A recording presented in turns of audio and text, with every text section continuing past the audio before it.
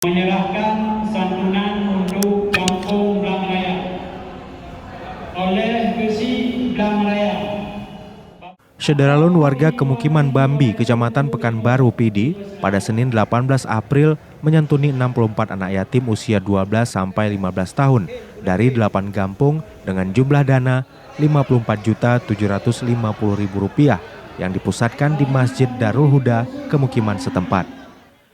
Ketua Darul Huda Kemukiman Bambi, Tengku Haji Zulkifli Majid, didampingi Imam Syekh Masjid Darul Huda, Tengku HM Amin Gamal, kepada Serambi On TV mengatakan, dalam kegiatan tersebut, pihak panitia pelaksana menyediakan dana secara keseluruhan sebesar Rp54.750.000 yang merupakan hasil dari donasi warga setempat maupun warga perantauan di Banda Aceh maupun di Jakarta. Dirincikan oleh mantan Kepala Pendidikan dan Pelatihan PD itu bahwa dari total dana santunan tersebut bersumber dari sumbangan masyarakat 8 kampung, yaitu Rp19.028.000, serta tabungan amal yang digalang selama 2 pekan sebelumnya terkumpul Rp5.353.000. Selebihnya Rp30.358.000 dari kalangan perantau di Banda Aceh, Medan, dan Jakarta.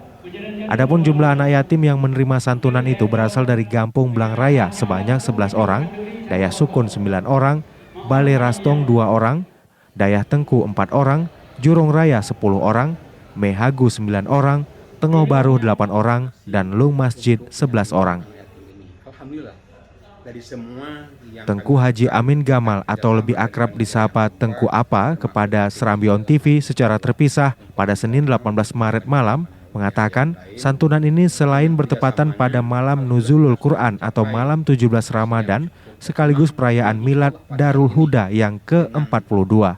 Semua pihak barangkali merasa gembira, termasuk anak yatim. Kita dapat menyantuni mereka dengan yang pertama ada penyumbang kain sarung 64 orang. Selain itu berupa uang. Masing-masing anak yatim kita dapat menyantuni dari sedekah-sedekah hamba Allah masyarakat Bambi yang ada di Bambi dan di luar Bambi dengan nilai Rp850.000. Barangkali dengan nilai yang tak seberapa itu. Dari Sigli, Idris Ismail, Serambi On TV.